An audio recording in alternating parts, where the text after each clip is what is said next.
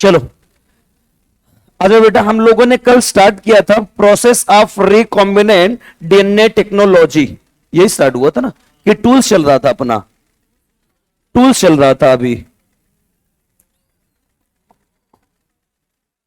Tools of recombinant DNA, फिर आएगा अपना प्रोसेस ऑफ रिकॉम्बिनेंट डीएनए। चलो आ जाओ टूल्स में बेटा, हमारे कुछ टूल्स कंप्लीट हो गए थे, जैसे एक हम लोगों ने एंजाइम पढ़ दिया था, दूसरा व्हीकल या वेक्टर डीएनए पढ़ लिया था। आज अपने को पढ़ना है डिजायर्ड जीन, यही पढ़ना है ना। चलो आ जाओ समझते हैं क्या होता है desired gene.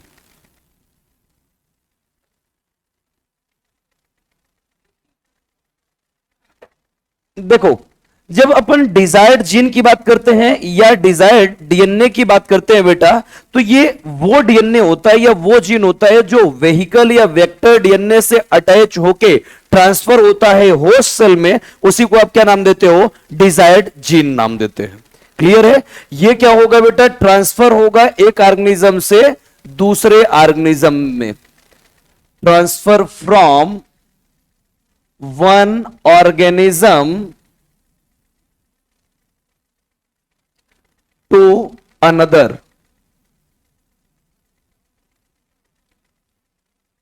by combining with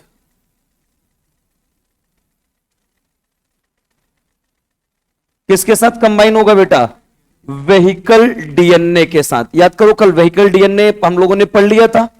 आ जाओ, जब अपन डिजायर्ड जीन की बात करते हैं, अब ध्यान से देखो बेटा, हम लोगों ने पढ़ा था यह है हमारी प्लाज्मिड, याद आ रही है कल की क्लास? याद करो, एक हम लोगों ने PBR 322 पढ़ा था, उसके बाद एक POC 18, एक POC 19, एक पढ़ा था TI प्लाज्मिड, एक आई थी RI प्लाज्मिड, एक आई थी बैक्टीरियोफेजेस प्लाज्मिड, एक आई थी वायरल प्लाज्मिड, एक आई थी बैक, और एक आया था याक, और एक आया था ट्रांसपोजोन।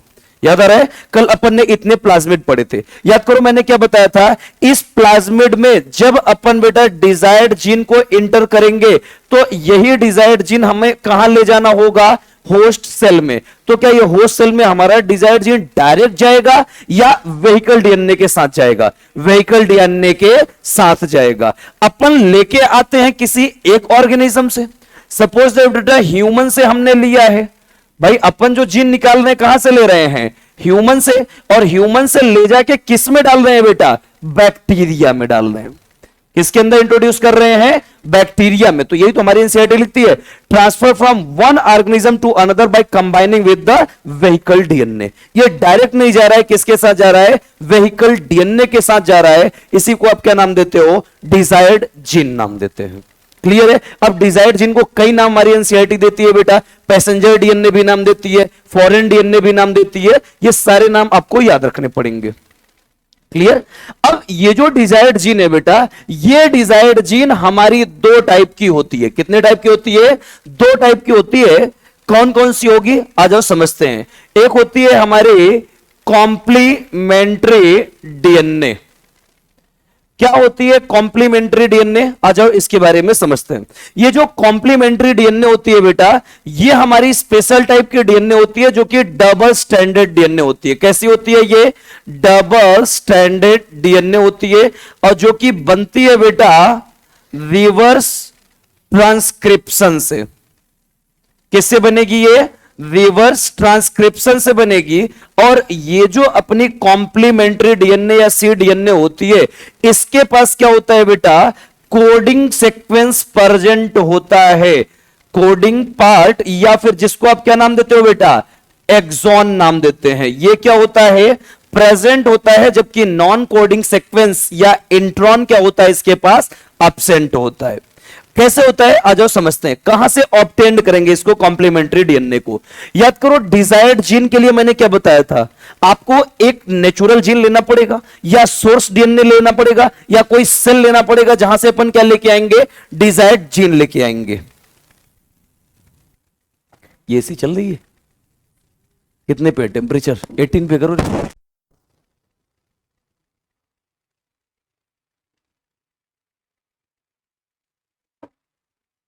ये चल रही है, सुनो आ जाओ बेटा, कहां से लेते हैं कॉम्प्लीमेंट्री डीएनए, इसके बारे में समझते हैं।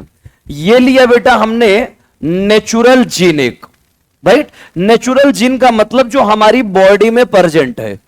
ये जो नेचुरल जीन होती है बेटा, इस नेचुरल जीन को स्प्लिट जीन भी नाम देते हैं। इसी को क्या नाम देते हैं? स्प्लिट जीन भी नाम देते हैं। क्यों नाम देते हैं स्प्लिट जीन? उसका रीजन है बेटा, आप इसको जब भी अपनी बॉडी से निकालेंगे तो बॉडी से निकालने के बाद इसको आप अलग अलग सेगमेंट में ब्रेक कर सकते हैं, इसीलिए इसको क्या नाम देते हैं? स्प्लिट जीन नाम देते हैं। अब आपने पढ़ा है बेटा कि हमारी जो नेचुरल जीन होती है, इसके पास कोडिंग सीक्वेंस एक्सॉन भी प्रेजेंट होता है और नॉन कोडिंग सीक्वेंस इंट्रॉन भी प्रेजेंट होता है।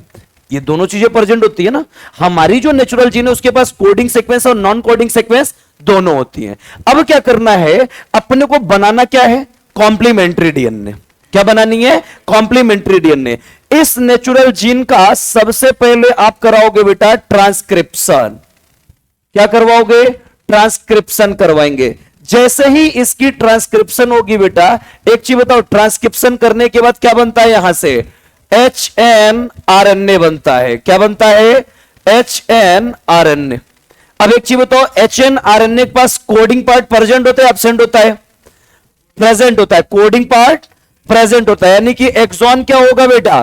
प्रेजेंट होगा, और इंट्रॉन भी प्रेजेंट होगा। जब तक HNRNA है तब तक इसके पास कोडिंग सीक्वेंस और नॉन कोडिंग सीक्वेंस दोनों प्रेजेंट होगा। अब क्या करेंगे बेटा? इस HNRNA की करवाएंगे स्प्लाइसिंग। क्या करवाएंगे? स्प्लाइसिंग। ये आपने मॉलिक्यूलर बेसिस ऑफ इनहेरिटेंस में पढ़ा होगा। जब HNRNA की स्प्लाइसिंग करवाते हैं तो इससे क्या बनता है?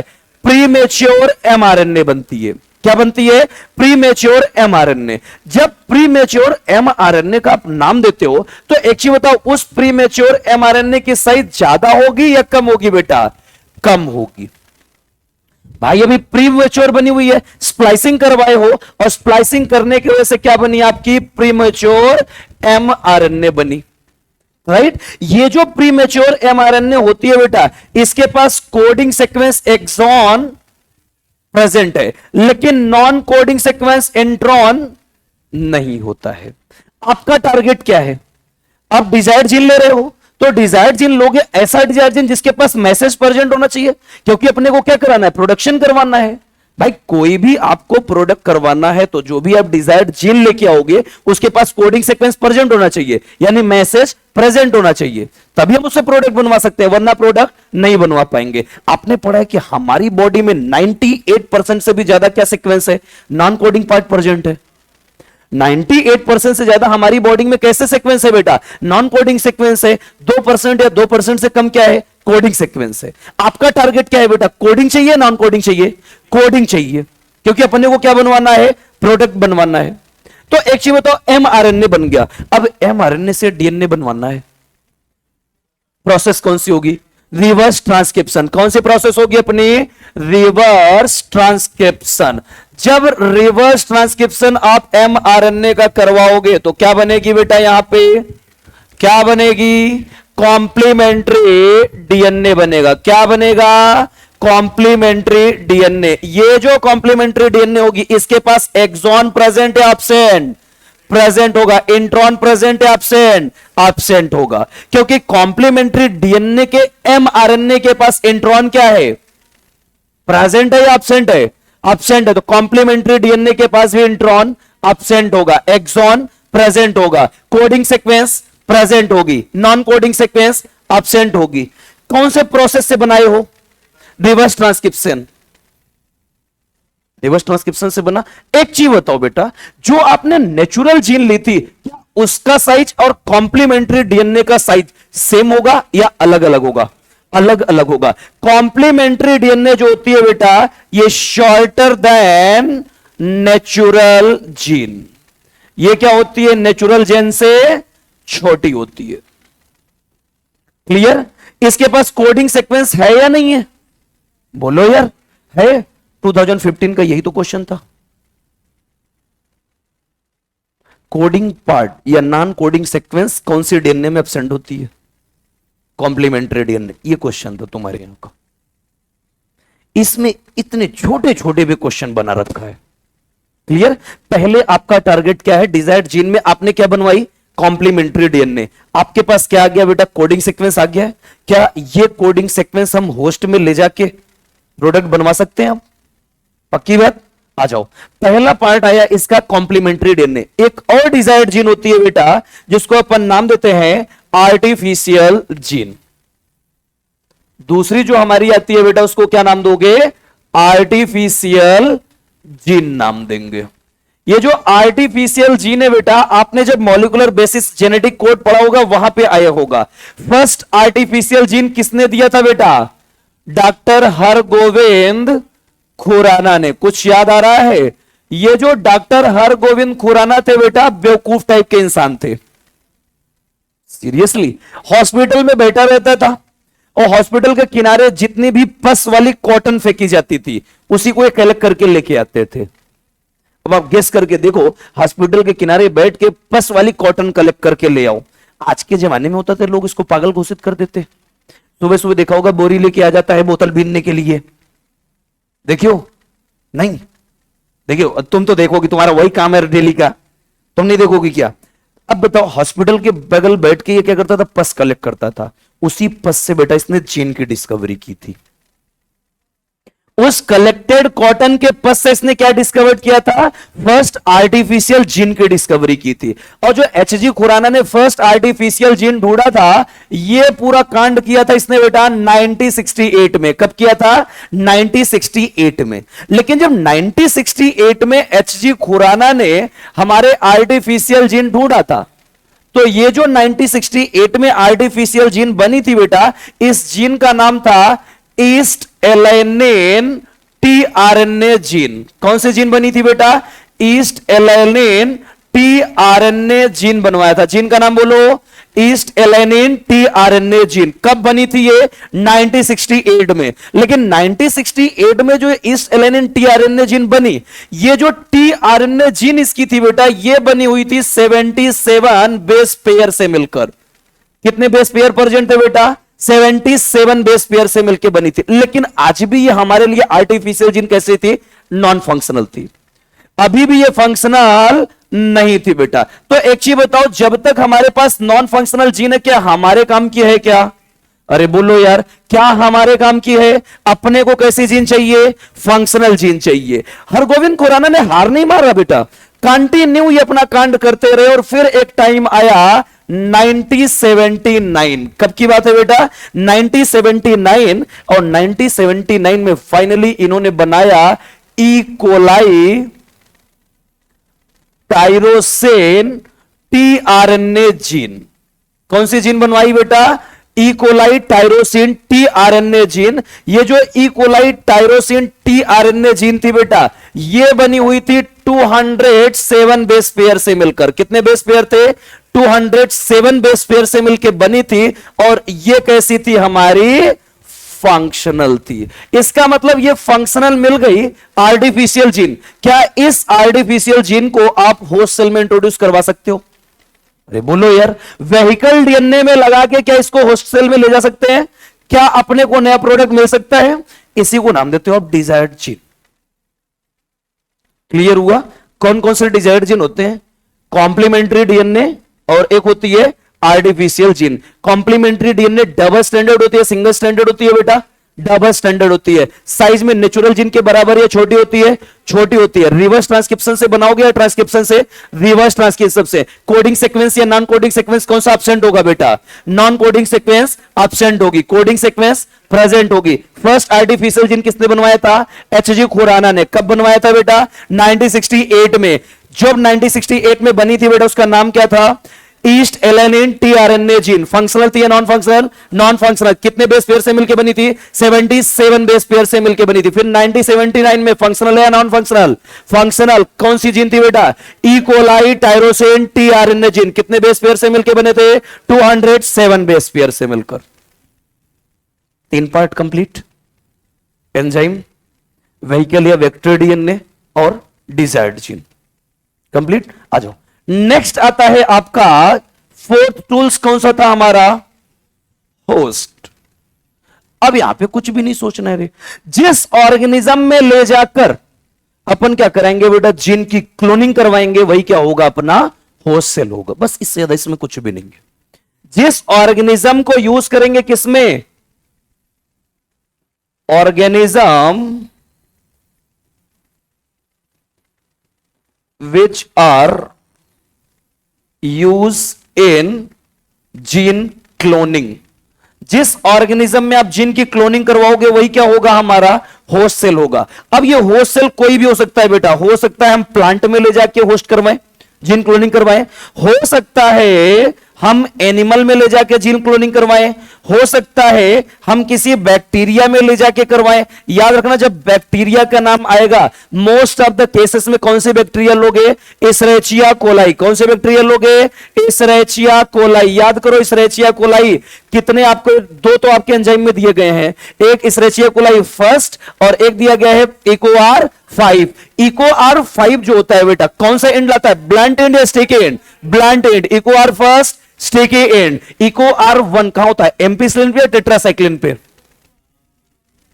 एम्पिसिलिन या टेट्रासाइक्लिन पर, किसी पे नहीं होता, ना तो एम्पिसिलिन पे ना तो टेट्रासाइक्लिन पे, क्योंकि एम्पिसिलिन पे तो दो ही होते हैं बेटा, पीएसटी फर्स्ट और पीवीयू फर्स्ट। और अपनी जो टेट्रासाइक्लिन होती है यहां पे बैम एस फर्स्ट और सेल फर्स्ट होती है।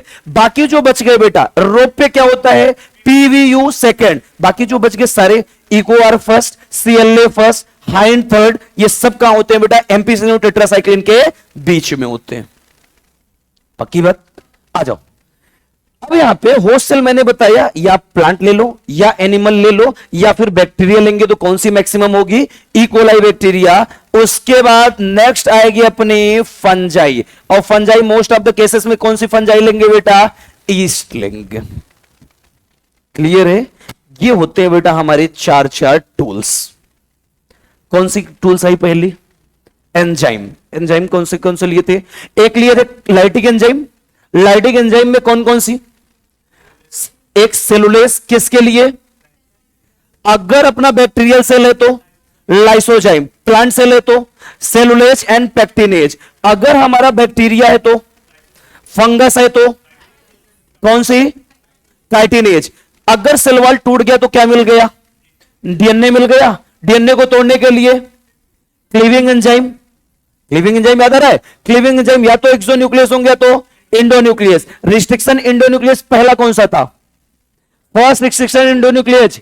हिंड सेकेंड किसने डिस्कवर किया था, स्मिथ ने। इकोआर फर्स्ट को किसने डिस्कवर किया था, आर्बर नाथन और स्मिथ ने। कब डिस्कवर किया था बेटा, 1978 में। इनको क्या मिला था, नोबेल प्राइज मिला था। याद करो रिस्ट्रिक्शन एंजाइम कहीं से भी कट सकता है या किसी एक साइट से कट करता है, एक साइट से, उसको क्या नाम देते हैं, और रिस्ट्रिक्शन साइट या फिर रिकॉग्निशन साइट नाम देते हैं। क्या हर एक एंजाइम का रिस्ट्रिक्शन साइट या रिकॉग्निशन साइट अलग होती है, अरे बोलो यार। एक चीज बताओ, कहां से कट करेंगे बेटा, पैलिंड्रोमिक सीक्वेंस से या नॉन पैलिंड्रोमिक से, पैलिंड्रोमिक सीक्वेंस से कट करेंगी। पक्की बात। अगर हमने स्ट्रेट कट लगाया तो कौन सी एंड मिलेगी, ब्लंट एंड मिलेगी। एंजाइम का नाम बोल दो फटाफट, इकोआर 5 होगा, क्या हमारी एसएमए फर्स्ट होगी, क्या हमारा साथ ही साथ HAE3 होगा। पक्की बात। अगर हमने ऑब्लिक कट लगाया तो कौन से एंड, स्टेके एंड। एंजाइम का नाम बोल दो, EcoR first, Hind third, BamH first, यही 3 थे। इसके बाद क्या था बेटा, naming of restriction endonuclease. First letter क्या रिप्रेजेंट करता है बेटा, जीनस को, सेकंड और थर्ड स्पीसीज को, फोर्थ लेटर स्ट्रेन को। क्या सब में मिलेगा फोर्थ लेटर, नहीं बेटा, जिसके अंदर स्ट्रेनिंग होगी उसी में। रोमन लेटर क्या रिप्रेजेंट करता है, सीक्वेंस को रिप्रेजेंट करता है। क्लियर है। उसके बाद हमारी बात हुई थी बेटा ज्वाइनिंग एंजाइम की।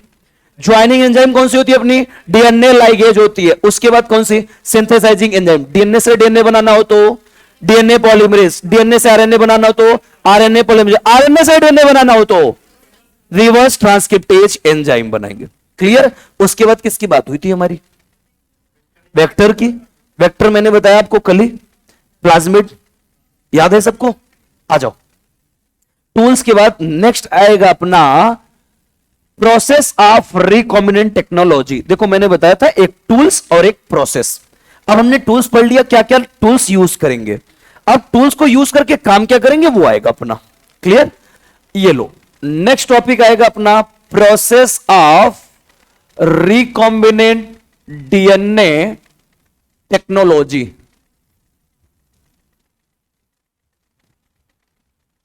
चलो आ जाओ, कहानी स्टार्ट करते हैं बेटा। Process of recombinant DNA technology. याद करो आपने पहला कौन सा टूल लिया है?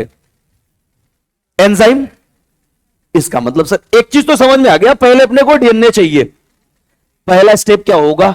Isolation of DNA. पहला प्रोसेस क्या होगा अपना? Isolation of DNA. सबसे पहले डीएनए चाहिए आपको। चलो आइसोलेशन ऑफ डीएनए की बात करते हैं। चल भाई शुरू करते हैं पूरी कहानी। डीएनए को लेना कैसे है, क्लियर? ये हमने एक लिया बेटा इपेंड्रॉफ ट्यूब। देखो ये जितना भी काम होगा सारा का सारा इपेंड्रॉफ ट्यूब में होगा, क्लियर? ये अपन नहीं कराएंगे बेटा, ये सब थर्मोसाइक्लर मशीन होती है, उस इपेंड्रॉफ ट्यूब में होता है। आगे चल के आएगा अपना इपेंड्रॉफ ट्यूब, क्लियर? ये हमने लिया एक क्या बेटा? ट्यूब, जिसके अंदर अपन ने एक लिया बेटा बैक्टीरियल सेल। एक चीज बताओ, बैक्टीरिया के अंदर सेल वॉल और सेल मेम्ब्रेन दोनों होते हैं, सिर्फ सेल वॉल होता है? सेल वॉल और सेल मेम्ब्रेन दोनों होता है। अपना टारगेट क्या है? क्या टारगेट है? डीएनए चाहिए अपने को। पहला टारगेट डीएनए चाहिए। जिसका भी डीएनए चाहिए वो सेल लेके आओ। प्लांट का सेल चाहिए तो प्लांट का डीएनए चाहिए तो प्लांट की सेल, बैक्टीरिया का डीएनए चाहिए तो बैक्टीरियल सेल, फंगस की चाहिए तो फंगस का सेल, जिसका आपको जरूरत हो, क्लियर है? तो पहला टारगेट आप क्या करते हो? सेल वॉल का ब्रेकडाउन करवाते हो। अरे बोलो यार, पहला काम क्या करवाते हो? सेल वॉल का ब्रेकडाउन, यही तो करवाए थे ना। आ जाओ, ये रही अपनी आउटर क्या होगी? Cell wall. इनर में क्या होगी? Cell membrane. ये अंदर की तरफ क्या होगी आपकी? डीएनए। आपको क्या चाहिए? सेल वॉल, सेल मेम्ब्रेन या डीएनए? डीएनए अपना टारगेट है, तो डीएनए को बचाओ, बाकी सबको हटाएं। चलो आ जाओ, सबसे पहले क्या तोड़ोगे आप?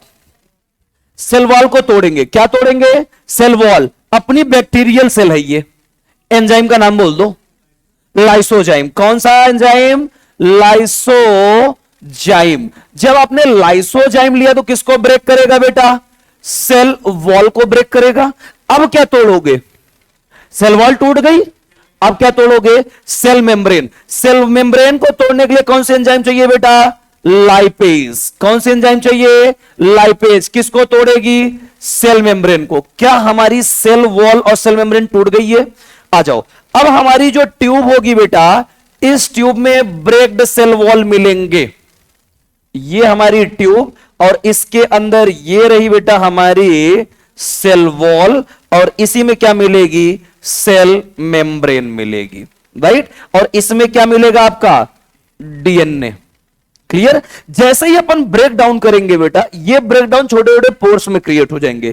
थोड़ी देर के बाद इसमें स्टार्ट होगा सेंट्रीफ्यूगेशन। क्या स्टार्ट होगा अपना? सेंट्रीफ्यूगेशन। सेंट्रीफ्यूगेशन का मतलब ये पूरा का पूरा यहां ट्यूब में क्रोमोसोम है कि नहीं यहाँ पे? अरे बोलो यार, क्रोमोसोम है ना? अगर अपने सेल वॉल तोड़ दिया, डीएनए चाहिए तो क्रोमोसोम मिलेगा। क्रोमोसोम में क्या क्या होता है हमारे? डीएनए होता है, आरएनए होता है, प्रोटीन होती है, सारी चीजें मिलेंगी। टारगेट क्या है आपका? डीएनए, प्रोटीन या आरएनए? डीएनए। आ जाओ, इसके अंदर एक मिली आपको डीएनए। क्या मिल गई? डीएनए। साथ ही साथ यहां पे मिली आपको आरएनए। क्या मिल गई? आरएनए। और क्या मिला आपको? प्रोटीन। आपका टारगेट क्या है इसमें? डीएनए, आरएनए या प्रोटीन? डीएनए। इसका मतलब आरएनए प्रोटीन हटाओगे? पक्की बात, आरएनए और प्रोटीन को हटाना पड़ेगा। आरएनए को डाइजेस्ट कराने के लिए कौन सी एंजाइम लेके आओगे बेटा? आरएनए पॉलीमरेज लेके आओगे क्या? चलो याद करो, क्या राइबोन्यूक्लियेज लेके आए तो? कुछ याद आ रहा है? डाइजेशन एंड एब्जॉर्प्शन, कुछ याद आया? राइबोन्यूक्लियस किसको डाइजेस्ट कराएगा? आरएनए को डाइजेस्ट कराएगा। किसको डाइजेस्ट कराएगा? आरएनए को। तो आरएनए डाइजेस्ट हो गई, क्या बच गया अभी? प्रोटीन बच गया। ये लो बेटा, प्रोटीन के लिए कौन सी एंजाइम लेके आओगे? प्रोटीएज। जब प्रोटीएज लेके आओगे क्या डाइजेस्ट कर देगा? प्रोटीन डाइजेस्ट कर देगा। बचा क्या यहां पे? अब सिर्फ डीएनए बचा। चाहिए क्या आपको? डीएनए ही तो चाहिए ना। आ जाओ, एक काम करो रे, इसको पिलाओ अब चिल्ड एथेनॉल, दारू पियो।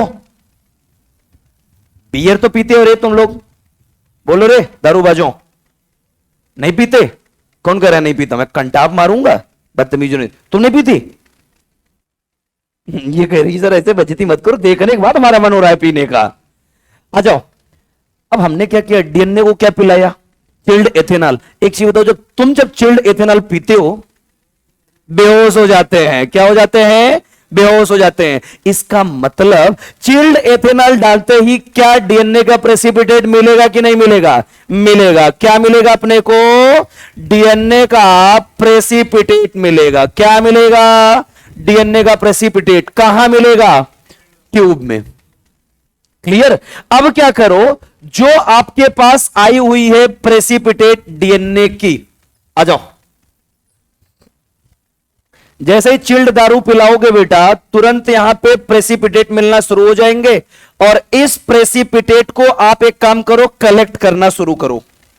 इस प्रेसिपिटेट को क्या करेंगे अपन? कलेक्ट करेंगे। ये लो, कलेक्शन ऑफ डीएनए। यही तो करोगे ना। आपका टारगेट क्या था? डीएनए चाहिए थी, डीएनए को ले लिया। जिस रॉड से बेटा प्रेसिपिटेट को निकालते हैं उसका नाम होता है स्पूलिंग। जिस रॉड से निकालते हैं उसका क्या नाम होता है? स्पूलिंग होती है। डीएनए चाहिए था, अरे बोलो रे, मिल गया, बस खत्म कहानी। कुछ भी नहीं है इसमें। ओ, ऐसे डीएनए मिलता है। अपने को तो पहले पता होता, साला हम ही दारू पी के लुढ़के होते। अपने आप डीएनए मिलता रहता डेली। क्लियर है पूरा प्रोसेस? पहला प्रोसेस, डीएनए को आइसोलेट करेंगे। क्लियर हुआ? कैसे लेके आओगे डीएनए बेटा? सबसे पहले अपने को क्या चाहिए ट्यूब में? सेल। कौन सा सेल? जिसका अपने को डीएनए चाहिए। अगर प्लांट सेल होगा तो एंजाइम कौन सा? Cellulose and pectinase. अगर फंगल सेल होगा तो काइटिनेज। हमने यहां पे कौन सा सेल लिया है बेटा? Bacterial cell. तो एंजाइम सेल वॉल को तोड़ने के लिए लाइसोजाइम, सेल मेम्ब्रेन को तोड़ने के लिए लाइपेज। क्या हमारी सेल वॉल और सेल मेम्ब्रेन टूट गई? तो अब इसका जब सेंट्रीफ्यूगेशन होगा तो आपको ट्यूब में क्या मिलेगा? डीएनए, आरएनए और प्रोटीन। आपको क्या चाहिए? DNA, RNA, protein. डीएनए, तो इसके लिए आरएनए प्रोटीन को डाइजेस्ट कराओगे। आरएनए को डाइजेस्ट करने के लिए राइबोन्यूक्लियस, प्रोटीन को डाइजेस्ट करने के लिए प्रोटीएज। आरएनए और प्रोटीन डाइजेस्ट हो गए। अब क्या बचा अपने सिर्फ ट्यूब में? डीएनए। इसको किससे ट्रीट करोगे? चिल्ड एथेनॉल से। चिल्ड एथेनॉल से ट्रीट करोगे तो क्या मिलेगा? डीएनए का प्रेसिपिटेट मिलेगा। क्या मिलेगा? डीएनए का प्रेसिपिटेट। उसको रॉड से कलेक्ट करो। प्रोसेस का नाम स्पूलिंग होगी बेटा। हमारी एनसीईआरटी ने देखो एक डायग्राम बना रखा होगा, एक ग्लास के अंदर से देखो ट्यूब से उठा रहे होंगे। ये जो स्पूलिंग वाली रॉड होती है हल्की से नीचे से टिल्ट होती है बेटा। कहते नहीं, जब घी सीधी उंगली से नहीं निकलती तो थोड़ी सी टेढ़ी करनी पड़ती है। डीएनए सीधी उंगली से नहीं निकला, इसलिए टेढ़ी कर लिए। देखो तुम्हारे एनसीईआरटी में डायग्राम बना हुआ है। पहला जो डायग्राम बना हुआ है उसमें दिया गया डीएनए, आरएनए, प्रोटीन सब प्रेजेंट है। दूसरा जो डायग्राम बना हुआ है उसमें दिखाया है कि अपन डीएनए के प्रेसिपिटेट को निकाल रहे हैं। क्लियर? डीएनए मिल गया। आधों को यही नहीं पता मिला कि नहीं मिला सर, हमें क्या पता। मिल गया, डीएनए मिल गया। अब क्या करोगे? डीएनए को कट करेंगे। उठाओ कैंची। अब कैंची का नाम रिस्ट्रिक्शन इंडो न्यूक्लिएट। चल भाई उठाते हैं कैंची। अब नेक्स्ट करेंगे अपन सेकेंड प्रोसेस, कौन सी आएगी? Fragmentation of DNA.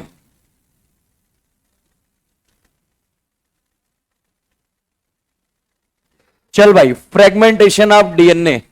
डीएनए आपके सामने है बेटा, ये लो। इसको क्या करोगे? इसके टोटे टोटे करें। अब कौन सा एंजाइम डालोगे बेटा?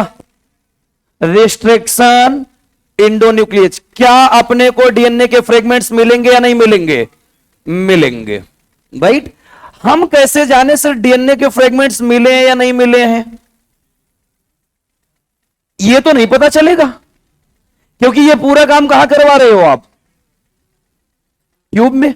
डीएनए मिला था, आपने इसे में क्या डाल दिया, रिस्ट्रिक्शन एंडोन्यूक्लियस डाल दिया। हम कैसे जानेंगे डीएनए के फ्रेगमेंट्स हुए हैं या नहीं हुए हैं, ये अपन नहीं बता सकते बेटा। क्लियर है? ये तो अगर वहां टुकड़ा हुआ होगा, अगर रिस्ट्रिक्शन एंजाइम ने काम किया होगा तो डीएनए के छोटे छोटे पार्ट बने होंगे। रिस्ट्रिक्शन एंजाइम ने काम नहीं किया होगा तो डीएनए के छोटे छोटे पार्ट नहीं बने होंगे। हमें अब नहीं पता है। अब क्या करवाएंगे यहां से बेटा, चेक करना पड़ेगा डीएनए के सेगमेंट बने हैं या नहीं बने हैं। ये लो, टेक्नोलॉजी का क्या नाम होगा, अब यहां से तीसरी प्रोसेस आएगी बेटा। ये लो, तीसरा आएगा जेल एगारोस जेल इलेक्ट्रोफोरोसिस।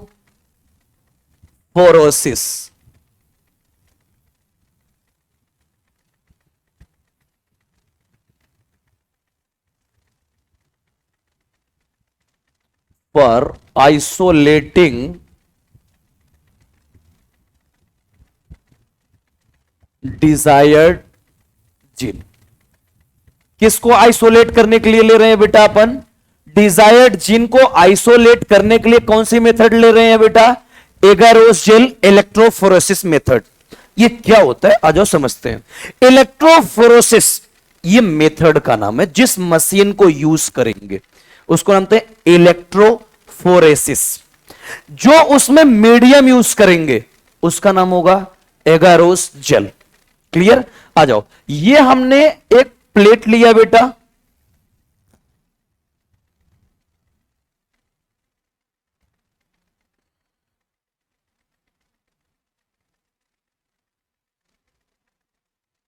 ये लो, एक हमने प्लेट लिया है यहां पे।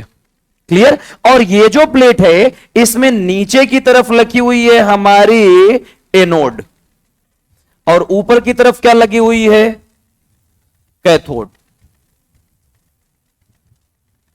ठीक है? ऊपर की तरफ नेगेटिव चार्ज और नीचे की तरफ पॉजिटिव चार्ज। क्लियर? एक काम करो, डीएनए को इस पे उड़ेल दो। अब डीएनए को गिराते हैं, लेकिन डीएनए को गिराने से पहले इस पे एक जेल लेना पड़ेगा। जेल का नाम एगारोस जेल। क्लियर है? एगारोस जेल जैसे ही लेके आओगे बेटा, यहां डीएनए डालने के बाद आपको डीएनए के छोटे छोटे क्या नजर आएंगे, यहां पे सेगमेंट नजर आएंगे। हो सकता है कहीं पे सेगमेंट ज्यादा नजर आए और कहीं पे सेगमेंट कम नजर आए। कैसे अपने को पता चलेगा, आ जाओ समझते हैं इस बात को।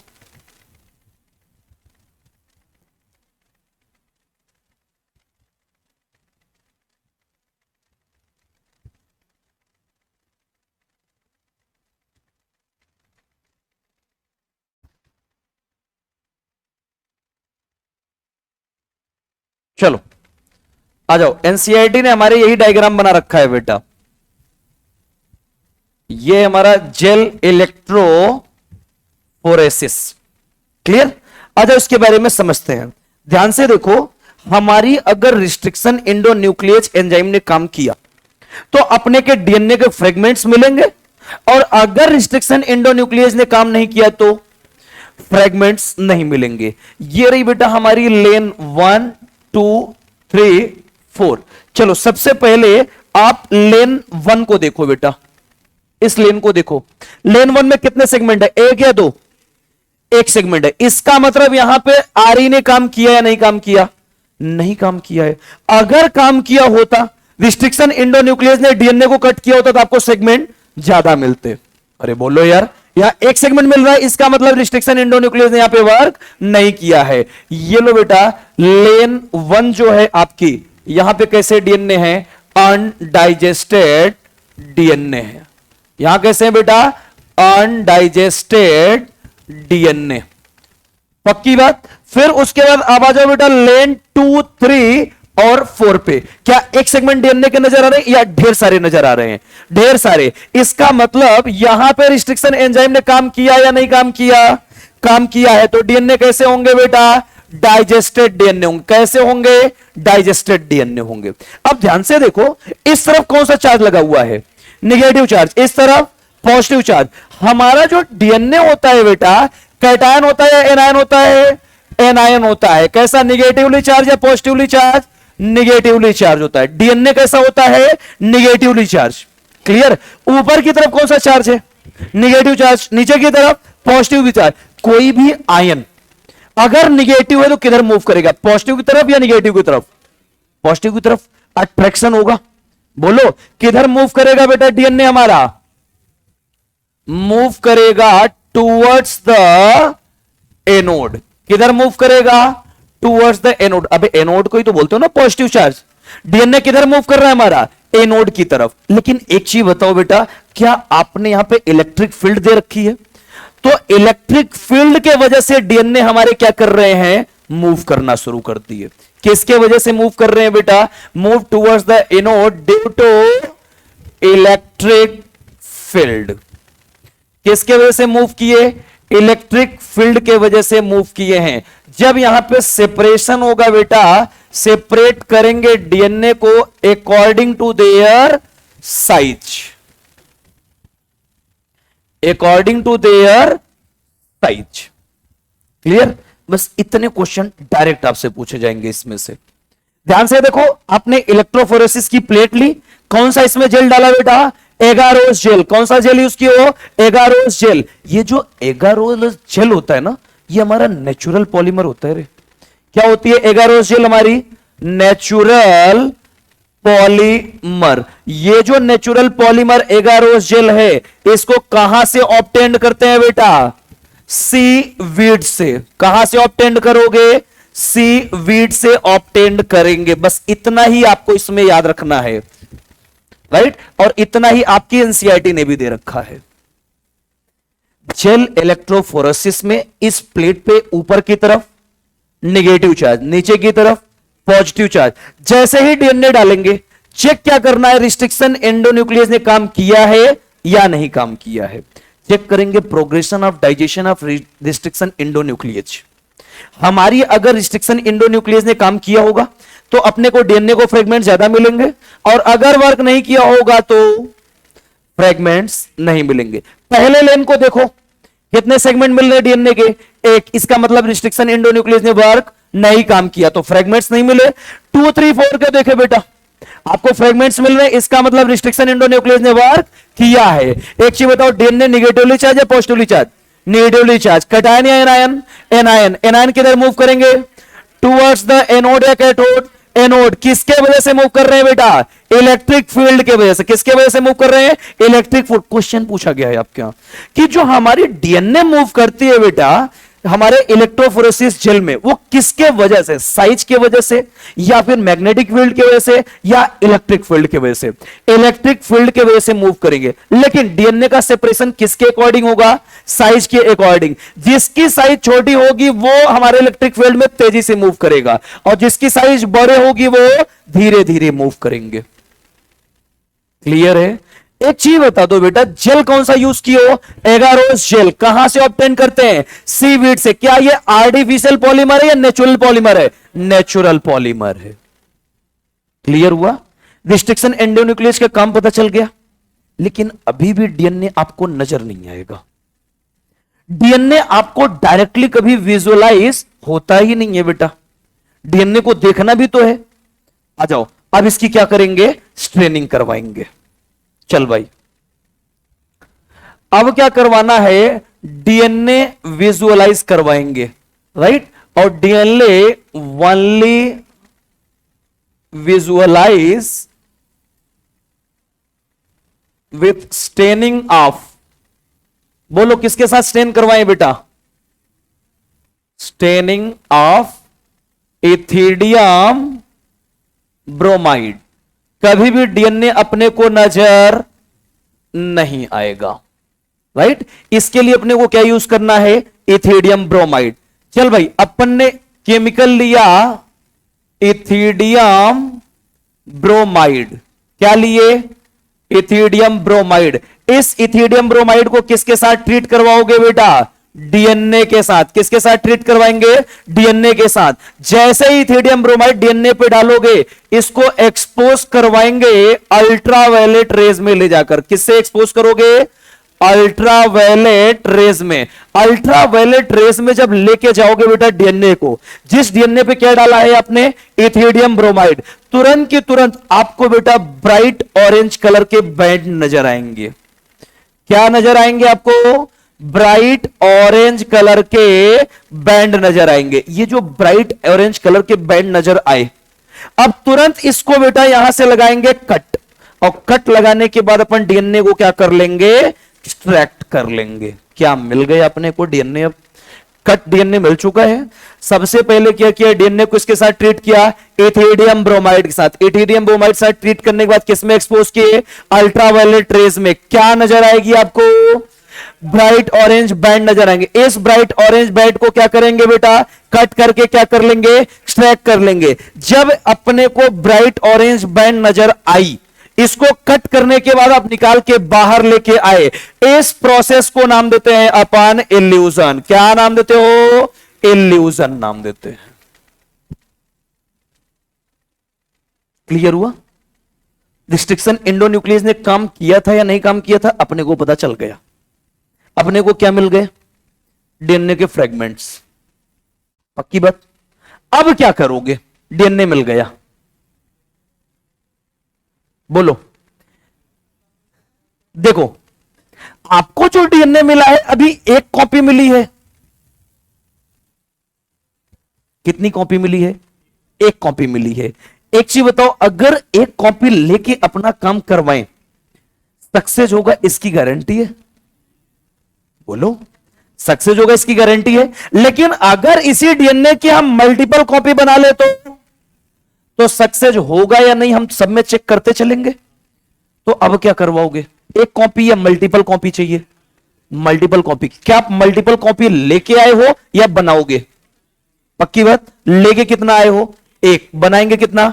मल्टीपल। यही तो करवाओगे ना, क्योंकि एक आपके पास अगर एक्सपेरिमेंटल मैटर है तो आप सक्सेस होगी इसकी कोई गारंटी नहीं है। बोलो रे।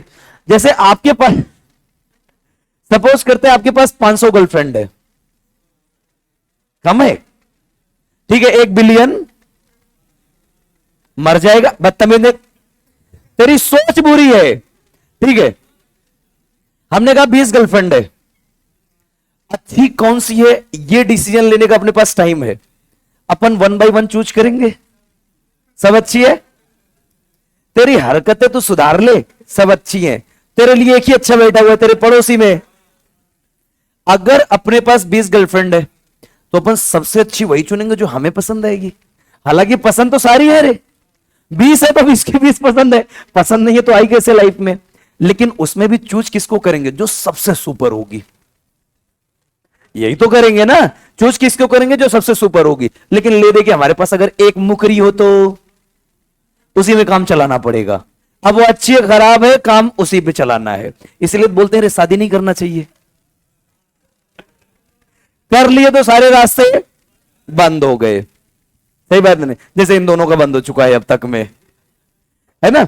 देखो, अगर एक डीएनए है, एक एक्सपेरिमेंटल मैटर है, सक्सेस होगा इसकी कोई गारंटी नहीं है। लेकिन मल्टीपल कॉपी रख लें तो सक्सेस रेट बढ़ने के चांसेस ज्यादा हैं अपने। तो एक कॉपी से काम चलेगा या मल्टीपल कॉपी चाहिए?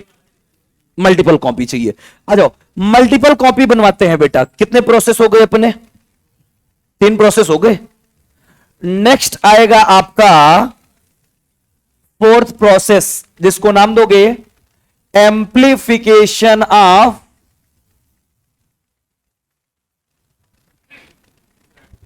जीन इंटरेस्ट या डिजायर्ड जीन, जो आपकी मर्जी हो। एम्प्लीफिकेशन ऑफ जीन या डिजायर्ड जीन लिखो, चलो। Amplification of desired gene by polymerase chain reaction. चल भाई, पॉलीमरेज चेन रिएक्शन क्या होती है इसके बारे में समझते हैं। देखो, जो पीसीआर होता है जिसको अपन नाम देते हैं पॉलीमरेज चेन रिएक्शन, पहले इसको नाम दिया जाता था पीपल चॉइस रिएक्शन। आज इसको नाम दिया गया है पॉलीमरेज चेन रिएक्शन। पहले इसलिए पीपल चॉइस रिएक्शन दिया गया था क्योंकि जिस डिजायर्ड जीन की आपको कॉपी बनवानी है, आप उस डिजायर्ड जीन की इसकी कॉपी बनवा सकते हो, इसीलिए इसको नाम देते थे पीपल चॉइस रिएक्शन। लेकिन बाद में इसको क्या नाम दे दिया गया? Polymerase chain reaction. Polymerase chain reaction नाम को पकड़ो, आंसर इसी में लिखा हुआ है बेटा, बस इतने में सारे आंसर लिखे गए। पॉलीमरेज चेन रिएक्शन, रिएक्शन एक बार चलेगी या कंटिन्यू चलती रहेगी? कंटिन्यू चलती रहेगी। चेन रिएक्शन, पॉलीमरेज एक बनेगा या पॉलीमर बनेंगे? पॉलीमर बनेंगे, यही तो है अपना कंडीशन। ये पॉलीमरेज चेन रिएक्शन सबसे पहले इन्वेंट किया था बेटा कैरी मुलिस ने। किसने इन्वेंट किया था? कैरी मुलिस ने। ये कैरी मुलिस कब ये पूरा कांड किया था? 1983 में। कब करवाया था? 1983 में, जिसके वजह से इसको क्या मिला था? नोबेल प्राइज मिला था। 3 काम हुए थे 1983 में। एक अपना पीसीआर आया था, इसी समय कपिल पाजी वर्ल्ड कप लेके आए थे, पता है? और इसी समय अमेरिका की एक कंपनी थी एली लिली, जिसने क्या निकाला था? इंसुलिन। याद आ रहा है? 1983 में एली लिली ने क्या बनाया था? Human insulin. और इसी समय क्या आई थी? हमारी पॉलीमरेज चेन रिएक्शन आई थी। 1978 में नोबेल प्राइज किसको मिला था?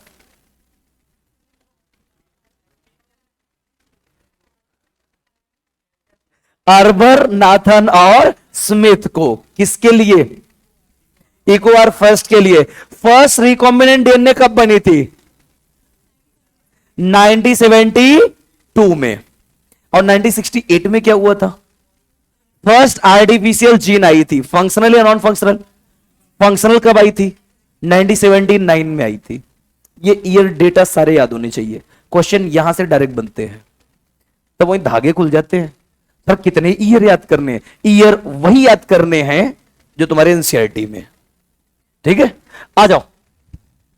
ये जो कैरी मुलिस था, जिसने बेटा पॉलीमरेज चेन रिएक्शन नाम दिया था, ये पॉलीमरेज चेन रिएक्शन पूरी की पूरी अपन लैब में करवाते हैं बेटा। तो टेक्निक का नाम क्या होगा? इन विट्रो या इन विवो?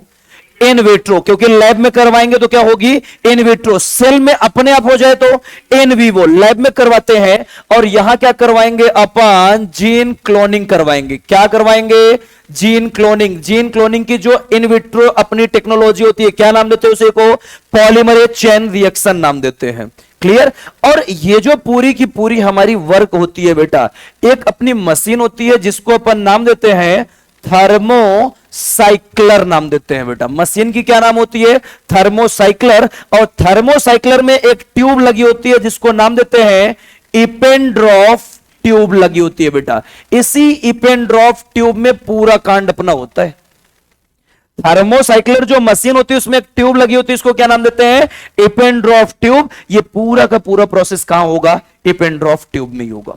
आ जाओ, ट्यूब लेते हैं बेटा, इपेंड्रॉफ ट्यूब। अब ये मत पूछना सर कैसा होता है, ट्यूब तो ट्यूब होती है रे। ये रही हमारी इपेंड्रॉफ ट्यूब। तुम पानी का गिलास नाम दे दो, दारू का गिलास नाम दे दो, उसमें क्या दिक्कत है ना? ये इपेंड्रॉफ ट्यूब। इस इपेंड्रॉफ ट्यूब में अपन क्या लेके आएंगे? सबसे पहले स्ट्रैंडेड डीएनए, जो कि कैसी होगी? हमारी डबल स्ट्रैंडेड डीएनए लेके आएंगे। ये डालोगे अपने ट्यूब में, क्या डालेंगे? डबल स्ट्रैंडेड डीएनए डालेंगे। साथ ही साथ बेटा एक चीज बताओ, इससे ज्यादा बनाना है तो कौन सा एंजाइम डालना पड़ेगा? डीएनए पॉलीमरेज एंजाइम भी तो डालेंगे। बोलो कौन सा एंजाइम डालेंगे? डीएनए पॉलीमरेज एंजाइम डालेंगे। क्लियर? और साथ ही साथ बेटा इसमें रखेंगे अपन प्राइमर। क्या रखेंगे? प्राइमर। प्राइमर बता सकते हो किस काम में आता है? रेप्लिकेशन करने में आता है का? अरे बोलो यार, आपको एक डीएनए से कई सारी कॉपियां बनानी है तो प्राइमर भी रखना पड़ेगा। एंजाइम तो रखे हो ना डीएनए पॉलीमरेज, तो क्या कोई कोफैक्टर नहीं रखोगे क्या? अबे एंजाइम को काम करने के लिए क्या चाहिए? कोफैक्टर। जो सबसे ज्यादा डीएनए के लिए कोफैक्टर यूज किया जाता है वो होता है हमारा मैग्नीशियम आयन। क्या क्या हमने अपने ट्यूब में डाल दिया? Double standard DNA, DNA polymerase enzyme, primer और कोफैक्टर। डबल स्टैंडर्ड डीएनए एक लेके आए हैं और क्या डाल दिया, डीएनए पॉलीमरेज एंजाइम। क्या करवाना है अपने को, डीएनए की कॉपी बनवानी है तो डीएनए पॉलीमरेज एंजाइम। प्राइमर क्या करवाएगा, रेप्लिकेशन करवाएगा, वो भी डाल दिया। कोफैक्टर क्यों डाला, एंजाइम को वर्क करने के लिए। Eppendorf tube ready, thermocycler को चलाओ। Then how can start thermocycler machine. Induction motor तो ऐसे ही स्टार्ट होता है ना रे, अरे बोलो यार, याद करो राजू रस्तेगी ने स्टार्ट किया था, है ना, तो थर्मोसाइक्लर भी कैसे स्टार्ट होगी, मशीन चली। आ जाओ, मशीन जब चलेगी तो मशीन क्या क्या कांड करेगी, आ जाओ।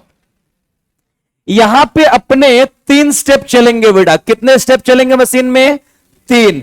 एक चलेगी हमारी डीनेचुरेशन, एक क्या चलेगी, चलो डायरेक्ट आओ वर्क करते, क्या अलग अलग स्टेप लिखे। आप कौन से डीएनए डाले हो, सिंगल स्टैंडर्ड या double standard, double standard DNA डाले। ये लो, ये रही अपनी डबल स्टैंडर्ड डीएनए। कितने डीएनए डाले हो डबल स्टैंडर्ड डीएनए के, 1 या 2, एक ही डाले हो पक्का। आ जाओ, जैसे ही डबल स्टैंडर्ड डीएनए डालोगे बेटा, मशीन चलते ही जो सबसे पहली प्रोसेस होगी वो प्रोसेस होगी हमारी डीनेचुरेशन। कौन सी प्रोसेस होगी, डीनेचुरेशन। इस पे जो टेम्परेचर होगा इस टाइम पे 94 डिग्री सेल्सियस पे क्या होगी, डीनेचुरेशन। नाम को पकड़ो, डीनेचुरेशन, डीएनए क्या हो जाएगा, डीनेचर्ड हो जाएगा। अब एक चीज बताओ, आप इस थर्मोसाइक्लर मशीन में क्या लिए हो, डीएनए के साथ साथ डीएनए पॉलीमरेज एंजाइम में तो लियो। हाई टेम्परेचर पे डीएनए टूटेगा तो polymerase enzyme functional non functional, high temperature पे एंजाइम नॉन फंक्शनल हो जाते हैं, पक्की बात। आ जाओ, डीएनए टूटा आपका। अब ये जब डीएनए टूटेगा तो एक चीज बताओ, अभी आप डीएनए कैसा लियो, सिंगल स्टैंडर्ड या डबल स्टैंडर्ड, डबल स्टैंडर्ड। ये डबल स्टैंडर्ड डीएनए किसमें कन्वर्ट होगा बेटा, सिंगल स्टैंडर्ड डीएनए में। क्यों कन्वर्ट हो जाएगा, क्योंकि टेम्परेचर बढ़ने की वजह से हाइड्रोजन बॉन्ड ब्रेक हो जाएंगे। ये लो, टेम्परेचर बढ़ा तो ब्रेक क्या होगा हमारा, हाइड्रोजन बॉन्ड। हाइड्रोजन बॉन्ड अगर ब्रेक हो गई तो डीएनए सिंगल स्टैंडर्ड या double standard, single standard. Single standard DNA के कितने टेम्पलेट, 1 या 2, 2 टेम्पलेट है, एक ये टेम्पलेट एक दूसरी टेम्पलेट, राइट। जब आपने टेम्परेचर बढ़ाया तो डीएनए टूट गई। इसका मतलब सर हाई टेम्परेचर पे एंजाइम भी तो नॉन फंक्शनल हो जाते हैं हमारे, राइट। इसीलिए बेटा जो डीएनए पॉलीमरेज एंजाइम यहां पे लेते हैं वो लेते हैं अपन टैग पॉलीमरेज एंजाइम लेते हैं। कौन सा लेते हैं, टैग पॉलीमरेज एंजाइम। ये जो टैग पॉलीमरेज एंजाइम होता है बेटा, ये होता है हमारा थर्मोस्टेबल। क्या होता है, थर्मोस्टेबल। थर्मोस्टेबल का मतलब होता है आप चाहे जितना टेम्परेचर देते चले जाओ, इसका फंक्शन कभी भी डीनेचर्ड नहीं होगा। तो एंजाइम कौन सा लिया आपने डीएनए का, टैग पॉलीमरेज एंजाइम। क्या है बेटा, थर्मोलाइबलर है, थर्मोस्टेबल है, थर्मोस्टेबल। चाहे जितना टेम्परेचर दो इसको कोई फर्क नहीं पड़ेगा। कहां से ऑब्टेन करते हैं बेटा इसको, ऑब्टेन करते हैं एक बैक्टीरिया से। बैक्टीरिया का नाम बता दो बेटा, थर्मस एक्वाटिकस बैक्टीरिया से। बैक्टीरिया का नाम बोलो, thermos aquaticus bacteria. Clear, thermos aquaticus bacteria से लेके टैग पॉलीमरेज कहां डाला हमने, ट्यूब में। क्यों, पहले से हमने टैग पॉलीमरेज डाल रखा है। अपने को पता है जब अपनी बेटा थर्मोसाइक्लर चलेगी तो टेम्परेचर बढ़ेगा, टेम्परेचर बढ़ेगा तो डीएनए टूटेगा, तो एंजाइम भी कैसे हो जाएंगे, नॉन फंक्शनल। अगर एंजाइम नॉन फंक्शनल हो गए तो अपन ज्यादा डीएनए बना ही नहीं सकते, नहीं बना सकते। तो अपने को कौन सा एंजाइम रखना होगा इसमें, थर्मोलाइबलर या थर्मोस्टेबल। थर्मोस्टेबल, चाहे जितना टेम्परेचर बढ़ा उसको कोई फर्क ना पड़े। तो हमने टैग पॉलीमरेज डाला। कैसा होता है हमारा थर्मोस्टेबल, कहां से ऑब्टेन करते हैं, थर्मस एक्वाटिकस बैक्टीरिया से। पक्की बात। आ जाओ, डबल स्टैंडर्ड डीएनए किसमें कन्वर्ट हो गई, सिंगल स्टैंडर्ड डीएनए में। अब यहीं पे करवाएंगे बेटा दूसरा प्रोसेस जो आएगी उसको नाम देंगे एनेलिंग। पहला प्रोसेस क्या था आपका, डीनेचुरेशन। दूसरा जो प्रोसेस आएगा इसको नाम देंगे बेटा एनियलिंग। आ जाओ, ये जो एनियलिंग होता है ना, इस एनियलिंग पे करते क्या है, अटैच करते हैं बेटा प्राइमर। अटैच करेंगे primer at 3 days end of both single standard RNA.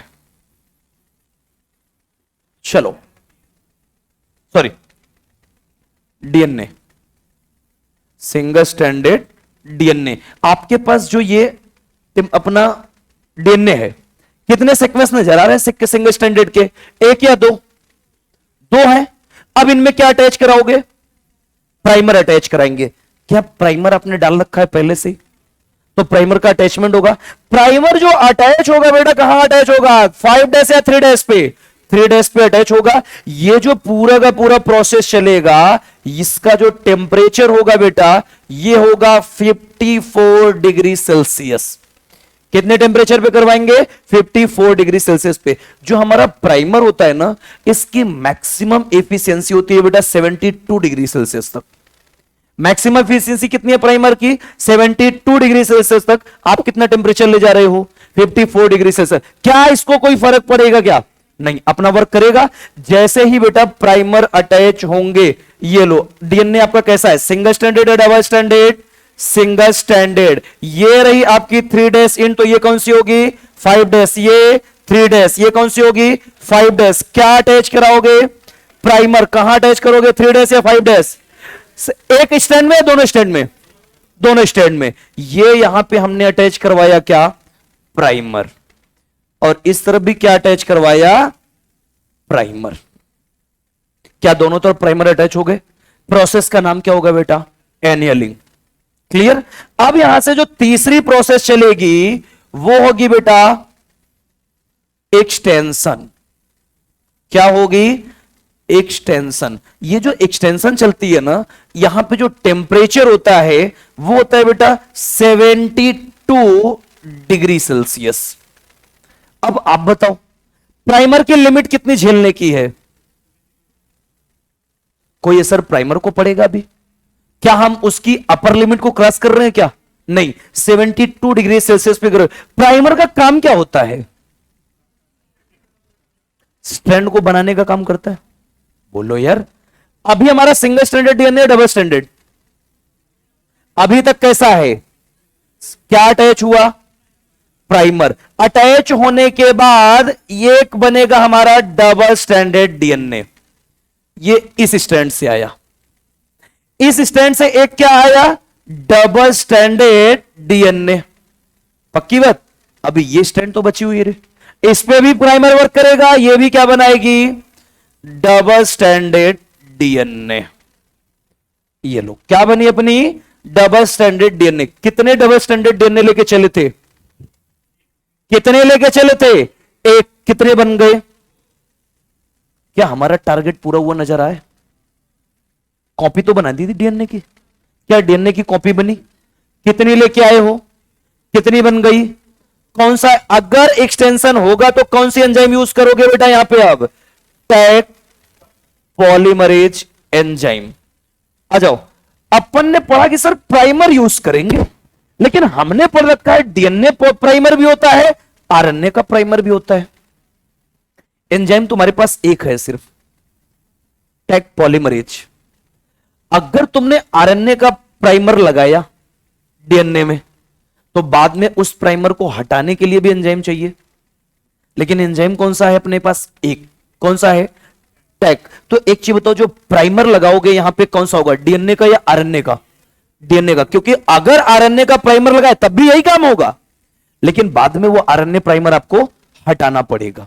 उसके लिए एंजाइम चाहिए जो कि अपने पास नहीं है। तो यहां जो प्राइमर लगेगा वो कौन सा प्राइमर होगा? डीएनए प्राइमर होगा। क्लियर है? ध्यान से देखो, क्या लेके आए थे? एक डबल स्टैंडर्ड डीएनए। क्या लेके आए थे? एक डबल स्टैंडर्ड डीएनए। क्या करवाया इसका? डीनेचुरेशन। कितने टेम्परेचर पे ले गए? 94 डिग्री सेल्सियस पर। तो अपने डबल स्टैंडर्ड डीएनए के हाइड्रोजन बॉन्ड ब्रेक हो जाएंगे। डीएनए डबल स्टैंडर्ड से किसमें कन्वर्ट होगी? सिंगल स्टैंडर्ड में। क्या इस समय एंजाइम डीनेचर्ड हो सकते हैं? इसलिए कौन सा एंजाइम लेके आओगे? Thermostable enzyme. कौन सा एंजाइम लेके आओगे? थर्मोस्टेबल। कहां से ऑब्टेन करते हैं बेटा? थर्मस एक्वाटिकस बैक्टीरिया से। कौन सी एंजाइम होगी? थर्मोस्टेबल एंजाइम का नाम बताओ। Tag polymerase enzyme. ये क्या होगी बेटा? जैसे ही ये सिंगल स्टैंडर्ड बनेगी, इसकी क्या करवाएंगे? एनेलिंग करवाएंगे। एनेलिंग में क्या अटैच करेंगे? प्राइमर। कहां? 5 डैश पे, 3 डैश पे? 3 डैश पे प्राइमर अटैच हो गया। कितने टेम्परेचर पे करवाया इसको? 54 डिग्री सेल्सियस। लिमिट कितनी है इसकी? 72 डिग्री सेल्सियस तक। क्या हमारे प्राइमर को कोई असर पड़ेगा? क्या प्राइमर अटैच हो गया? क्या प्राइमर अटैच हो गया है? क्या दोनों सिंगल स्टैंड में अटैच हुआ? एक में? दोनों में अटैच हुआ। क्या करवाएगा? ये रेप्लिकेशन करवाएगा। एक सिंगल स्टैंडर्ड डीएनए से क्या बनेगा? एक डबल स्टैंडर्ड डीएनए। एक सिंगल स्टैंडर्ड डीएनए से एक डबल स्टैंडर्ड डीएनए। कितने सिंगल स्टैंडर्ड डीएनए? 2। तो कितने बन जाएंगे अपने बेटा? 2 डबल स्टैंडर्ड डीएनए। लेके कितना चले थे? बन कितने गए? 1 से 2, तो 2 से 4 से 8। अगर अपन 30 बार करवाएं तो यही काम 30 टाइम्स। देखो, ये जो पूरा प्रोसेस होता है बेटा, अगर आपको नंबर ऑफ डीएनए चाहिए, कितने डीएनए बने, तो सीधा सीधा करो बेटा 2 के पावर n। n क्या होगी बेटा? Number of PCR. Number of PCR या नंबर ऑफ साइकिल। जितनी बार पीसीआर चलाओगे बेटा, हर बार एक से क्या बन जाएगी? 2 डीएनए बन जाएगी। अगर आपने 30 साइकिल चलवा दी बेटा, तो 1 बिलियन डीएनए मिलेगा। अगर आपने 30 साइकिल चलवाई तो 2 के पावर 30 करके देख लो, रिजल्ट बिलियन में। यार इसका तो बचपन से ऐसी नहीं कोई वैक्सीन छूट गया है, हैं? इसके जान पहचान की तू है, इसके घर पे कॉल करो, बोलो इसको कुल दिन रिहेबिलिटेशन सेंटर में। पागल हो चुकी है ये। अबे भाई 2 के पावर 30 कौन कैलकुलेट करता है?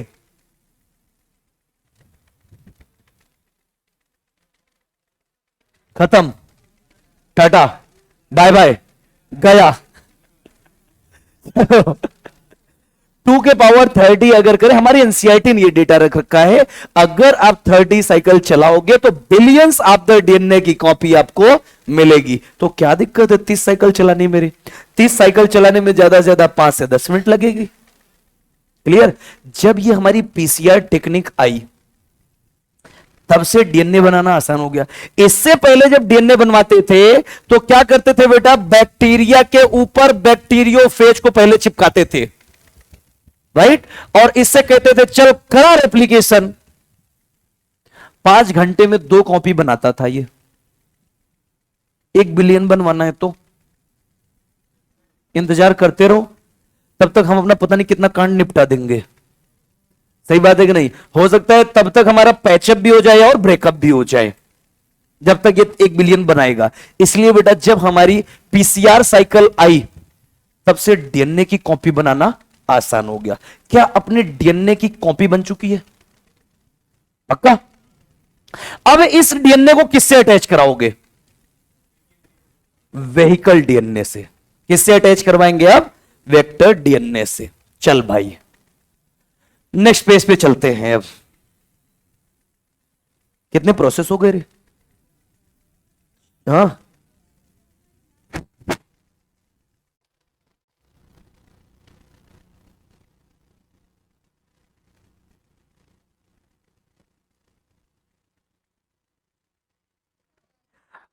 जब अपने को 1 से 2 बनवाना होगा तभी तो टैग पॉलीमरेज यूज करेंगे।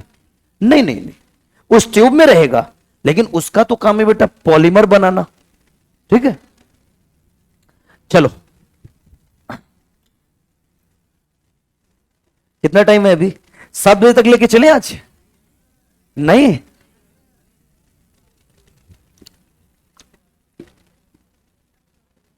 कौन कह रहे अभी छोड़ दीजिए? तुम दोनों को जल्दी क्यों है? अच्छा आज शनिवार है, माहौल बनाना सर, जल्दी छोड़ दो है। चलो अच्छा जल्दी छोड़ दे यहीं से, फिर आगे चले, जैसा कहो। हमारी मर्जी, हमारी मर्जी चलोगे तब तो 8 बजे पहले क्लास नहीं छोड़नी चाहिए। क्या कहते हो, छोड़ दें इसे? कितने करें इस छोड़ दो? मुझे कोई दिक्कत है, मुझे भी राहत मिलेगी थोड़ी। अबे तू बोला मत कर बे उजड़े चमन, ये कुछ भी बोलो। और पहले तू लेटना बंद कर दे, जो प्रेग्नेंट महिलाओं की तरह लेट जाता है। इसको जब देखो ऐसे करके लेट जाएगा है। अबे मार्च आ गया, तीसरा महीना, संभाल के सीढ़ी चढ़ा करो, ठीक है? चलो आ जाओ। इन लोग को बड़ा मजा आ गया है सर, उसकी जवाब उतारे, बड़ा मजा आया। चलो नेक्स्ट आएगा अपना 5वां प्रोसेस, बस यही करवा लो फिर जाओ। Ligation of desired gene into vehicle DNA, जिसके वजह से क्या बनेगा बेटा? 10 फॉर्म रिकॉम्बिनेंट डीएनए। चल भाई लाइगेशन कराते हैं। डीएनए को किससे जोड़ोगे? अब वेक्टर डीएनए से जोड़ना है। चलो आ जाओ जोड़ते हैं। सबसे पहले एक अपन लेंगे सोर्स डीएनए, ये लो, ये क्या है अपना? Source DNA, right. इस सोर्स डीएनए को अपन कट करेंगे बेटा बैम एच फर्स्ट से। किससे कट करेंगे? बैम एच फर्स्ट से। एक चीज बताओ, बैम एच फर्स्ट से कट करोगे तो कैसा सीक्वेंस मिलेगा? स्टिकी एंड या फिर ब्लंट एंड? स्टिकी एंड मिलेगा। ये हुई अपनी डिजायर्ड जीन। ये क्या है हमारी? Desired gene. ये हमने लिया बेटा प्लाज्मिड। किसका प्लाज्मिड है ये? Bacterial plasmid. ये जो अपनी बैक्टीरियल प्लाज्मिड अपन ने लिया है, इसके अंदर एक सेलेक्टेबल मार्कर जीन है जिसको आपने नाम दे रखा है एम्पिसिलिन रेजिस्टेंस जीन। एक यहां पे प्रेजेंट है टेट्रासाइक्लिन रेजिस्टेंस जीन। पक्की बात? चलो इसको कट करते हैं। अब एक चीज बताओ, अगर आपने सोर्स डीएनए को बैम एच फर्स्ट से कट किया है, ये किससे कट होगा? ये किससे कट होगा? बैम एच फर्स्ट से या इक्वार फर्स्ट से? पक्का? क्या यहां पे रिस्ट्रिक्शन एंडोन्यूक्लियस एंजाइम चेंज कर सकते हो? जब भी अपने को बेटा वेक्टर बनाना है, हर समय रिस्ट्रिक्शन एंडोन्यूक्लियस दोनों के लिए सेम होंगे। अगर यहां बैम एच फर्स्ट से कट किया तो इसको भी किससे कट करोगे बेटा? बैम एच फर्स्ट से ही कट करेंगे। याद करो कल की क्लास। टेट्रासाइक्लिन रेजिस्टेंस जीन पे कौन कौन प्रेजेंट है? बैम एच फर्स्ट और सेल फर्स्ट। एम्पिसिलिन पे कौन कौन प्रेजेंट है? पीएसटी फर्स्ट और पीवीयू फर्स्ट। ऊपर की तरफ EcoR first, CLA first, Hind third. नीचे की तरफ पीवीयू सेकेंड। बस इतना ही थे। आ जाओ। अगर बैम एच फर्स्ट से काट रहे हैं तो क्या कटेगा? एम्पिसिलिन या टेट्रासाइक्लिन? अबे क्या कटेगा? टेट्रासाइक्लिन। ये लो, जो नई अपनी वेक्टर आएगी, ये इसके पास क्या प्रेजेंट होगा बेटा? एम्पिसिलिन प्रेजेंट होगा, टेट्रासाइक्लिन एब्सेंट होगा। ये अपनी क्या है यहां पे? Ampicillin resistance gene. क्या हमारा ये कट वेक्टर बना? बोलो यार, कट वेक्टर, वो भी किसके साथ? With space. यहां पे स्पेस भी तो है। क्लियर? यहां आपने क्या लिया? Desired gene. यहां क्या लिया? Cut vector. अब इन दोनों को एक काम करो बेटा, जोड़ने के लिए कौन सा एंजाइम डालोगे? DNA ligase. डीएनए लाइगेज को जोड़ने के लिए इसको ले जाना पड़ेगा आपको मीडियम में। किसमें ले जाओगे? एक मीडियम में, और इस मीडियम में डालो बेटा एंजाइम डीएनए लाइगेज। क्या डालोगे? DNA ligase. क्या डीएनए लाइगेज दोनों को जोड़ने का काम करता है। इसी के अंदर आप ले आके छोड़ दो अपना वेक्टर। क्या छोड़ दोगे? वेक्टर। ये हमने डाल दिया बेटा वेक्टर। इसी में क्या डालोगे बेटा, अपना डिजायर्ड जीन भी डालोगे। ये लो, डिजायर्ड जीन और वेक्टर दोनों डाल दिया, और साथ ही साथ इस मीडियम में अपने क्या डाल दिया, DNA ligase enzyme. Cut vector भी है, डिजायर्ड जीन भी है, डीएनए लाइगेज भी है। इसका काम क्या होगा डीएनए लाइगेज का, जोड़ने का काम। क्या हम जोड़ेंगे या मीडियम जोड़ेगा? आप मीडियम जोड़ेगा। मीडियम जब जोड़ेगा तो पॉसिबिलिटी दो बन सकती है। अगर कॉम्प्लीमेंट्री सीक्वेंस यहां पे बनी हुई है तो यहां पे भी बनी हुई है। हो सकता है डीएनए लाइगेज की वजह से ये जुड़ जाए आपस में, और हो सकता है इसके साथ जुड़े। दो पॉसिबिलिटी है। अरे बोलो यार, चलो जब दो पॉसिबिलिटी है तो एक पॉसिबिलिटी ये भी बन सकती है कि हमारी एक जो वेक्टर बनी ये बन गई जिसमें एम्पिसिलिन रेजिस्टेंस जीन भी है और साथ ही साथ टेट्रासाइक्लिन रेजिस्टेंस जीन भी है। एम्पिसिलिन रेजिस्टेंस जीन भी है और टेट्रासाइक्लिन रेजिस्टेंस जीन भी है। इसका मतलब इसके अंदर डिजायर्ड जीन की एंट्री हुई है या नहीं हुई है? पक्की बात, क्या डिजायर्ड जीन की एंट्री हुई है? नहीं हुई है। अगर एंट्री हुई होती रे तो टेट्रासाइक्लिन रेजिस्टेंस जीन नहीं होना चाहिए था। इसका मतलब यह कैसा होगा, रिकॉम्बिनेंट या नॉन रिकॉम्बिनेंट? नॉन रिकॉम्बिनेंट, जैसा लेके चले थे वैसा ही है। इसको क्या नाम दोगे आप? Non recombinant. क्या नाम दोगे इसको? नॉन रिकॉम्बिनेंट नाम देंगे। पहली पॉसिबिलिटी तो ये है। अब दूसरी पॉसिबिलिटी तो ये भी है मेरे बच्चे कि इसके अंदर अपने प्लाज्मिड में जाके क्या जुड़ जाए। अगर प्लाज्मिड पे डिजायर्ड जीन जुड़ा तो क्या एम्पिसिलिन रेजिस्टेंस जीन प्रेजेंट है एब्सेंट? प्रेजेंट। साथ ही साथ यहां पे क्या आ जाएगी बेटा, हमारी डिजायर्ड जीन आ जाएगी। क्या आएगी? डिजायर्ड जीन आएगी। अब एक चीज बताओ, डिजायर्ड जीन यहां पे इंसर्ट हुआ है क्या? पहले से था हमारे इसके अंदर? क्या हमारे वेक्टर में पहले से डिजायर्ड जीन था? नहीं। अब क्या आया है? नया इंसर्शन आया हुआ है। ये जो डिजायर्ड जीन आया इसी को बोलते हैं इंसर्ट की एंट्री। अब एक चीज बताओ, पहले इसमें क्या था? एम्पिसिलिन रेजिस्टेंस जीन और tetracycline resistance gene.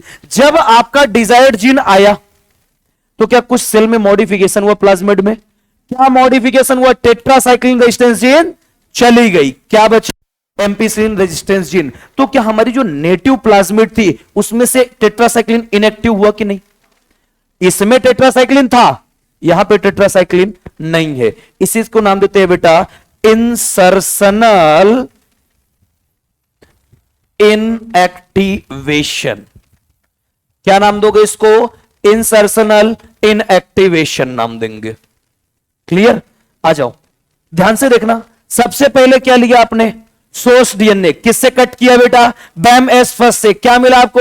Desired gene. फिर क्या लिया हमने? प्लाज्मिड। किससे कट किया? बैम एस फर्स्ट से। कहां से कटेगा? टेट्रासाइक्लिन एम्पिसिलिन से। टेट्रासाइक्लिन, जब टेट्रासाइक्लिन से कट गया तो एम्पिसिलिन है कि नहीं है? कहां डालेंगे इसको? मीडियम में। क्या क्या डालेंगे? वेक्टर डालेंगे, डिजायर्ड जीन डालेंगे और डीएनए लाइगेज डालेंगे। अब यहां पे दो पॉसिबिलिटी है। हो सकता है डीएनए लाइगेज सिर्फ किसको जोड़ दे बेटा? वेक्टर को। तो क्या बनेगी? Non recombinant. नॉन रिकॉम्बिनेंट में एम्पिसिलिन और टेट्रासाइक्लिन दोनों होगी, कोई एक होगी? दोनों ही होगी। लेकिन जो हमारी रिकॉम्बिनेंट बनेगी इसमें डिजायर्ड जीन प्रेजेंट या एब्सेंट? प्रेजेंट। क्या नई किसी चीज का इंसर्शन हुआ है?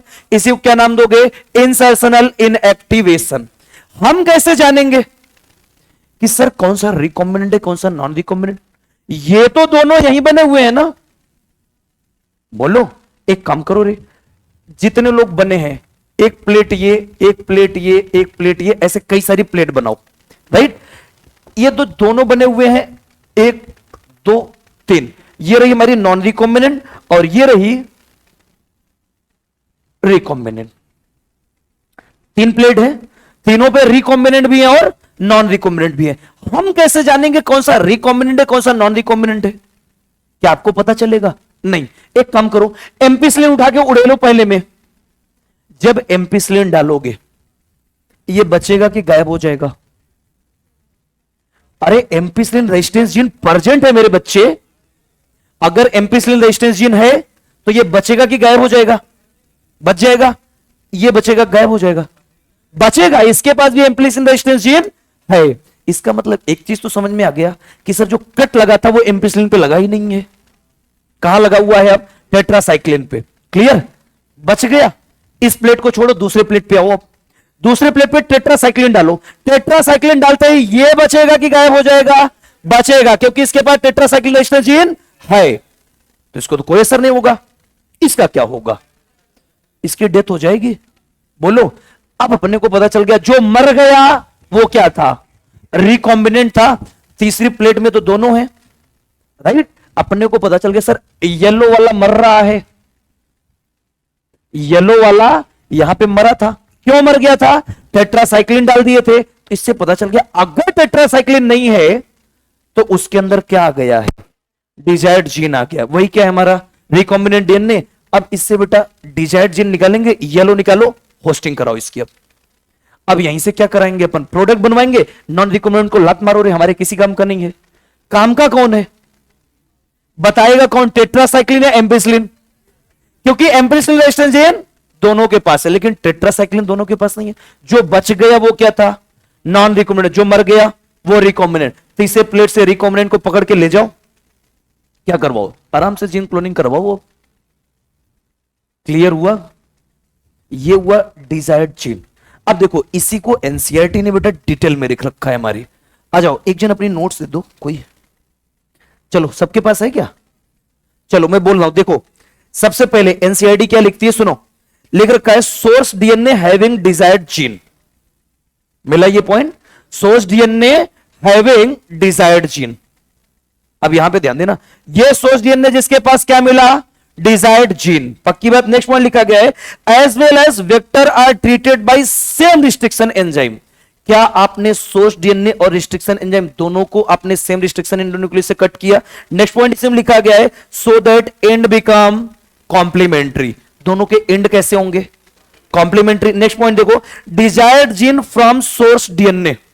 डिजायर्ड जीन कहां से लेके आए, सोर्स डीएनए से। Next point as well as cut vector with space. ये आपका कट वेक्टर विथ स्पेस, बोलो, are kept in a medium having ligase. कहां ले जाके रखो इसको, मीडियम में, जिसमें क्या रखे हैं, डीएनए लाइगेस। क्लियर हुआ। नेक्स्ट पॉइंट दिया गया है बेटा यहां पे, this desired gene can ligate with the cut vector. ये डिजायर्ड जीन जाके किससे लाइगेट हो सकता है, कट वेक्टर से, due to which recombinant vector is form. Recombinant vector form हुए। Next point, due to the insertion of desired gene. किसका insertion हुआ, डिजायर्ड जीन का। Native gene become inactive. Native gene become inactive. Native gene में tetracycline एम्पासिलिन दोनों थी। अरे बोलो यार, टेट्रासाइक्लिन एम्पिसिलिन दोनों थी। डिजायर्ड जीन आने की वजह से टेट्रासाइक्लिन गायब हो गई। यही तो लिखा है सीआईडी ने कि native gene become inactive. This process is known as insertional inactivation. Clear हुआ पूरा, किसी को डाउट? चलो ये लो, अब हमारी क्या बन चुकी है, रिकॉम्बिनेंट डीएनए बन चुकी है। अब इसको क्या कराएंगे, ट्रांसफर करवाएंगे। या तो प्लांट में करवाओ, एनिमल में करवाओ, बैक्टीरिया में कराओ, जहां तुमको प्रोडक्ट बनवाना है वहां ट्रांसफर कराओ। शुरू करें ट्रांसफर। ज्यादा नहीं, 45 मिनट लगेगा ट्रांसफर।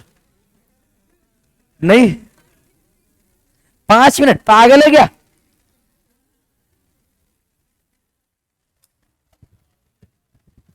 हमें भी पता है बायोटेक झेलना इतना आसान नहीं है बेटा, क्योंकि